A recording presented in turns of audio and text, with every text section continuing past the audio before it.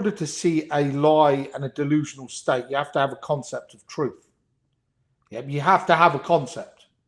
You can't just have some abstract, the government has lied to us, I'm going to run back to the church. Yeah. But before the government lied to you, you were part of the new atheist movement or something. And now you've decided to become conservative and run back to the church, even though, because the cognitive dissonance that you have, that the gap between your faith and your existence is now something that you've now applied that to another structure where you've already got cognitive dissonance. So there's no absolute, so you can't have an idea of delusion without an idea of truth. Yeah, you can accept that you're at the poker table and everyone's playing with a card up their sleeve. You can accept that, but then that just means that you're lower down. Yeah, you haven't got the cards. You're just waiting to see if you can get more cards at the table. Yeah, but when it comes, or learn the same game, But the problem is when you start understanding the fact that, well, actually, you're not even in the game. Yeah, you're the one that got told mandatory vaccinations. You're the one that's willingly paying higher prices for energy than we're buying from France, where their energy, we're buying energy from France's national energy grid, which is subsidized for France.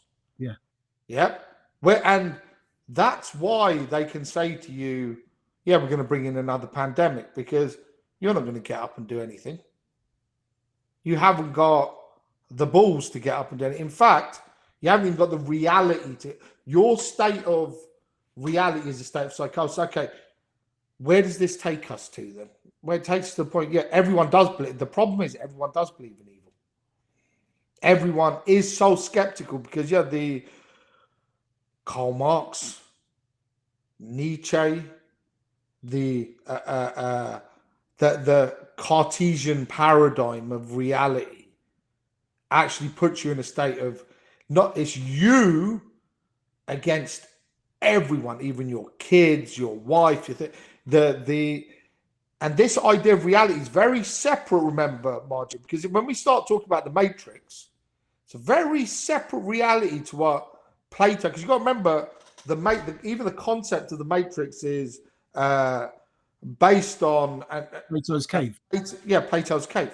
But the issue with that whole concept is that Plato's concept, the parable that he's put there of the ascent out of the cave is something that's very much, it's the hero stories there within Moses leaving Egypt and having to return back to Egypt. Yeah, the idea of finding the absolute truth, but a collective truth. Yeah, a collective truth. This isn't based on that subject-object model. There's an idea of truth. So if you have a collective truth, then you can look at this and go, wait a minute, we are being played, and you've got somewhere to go with it.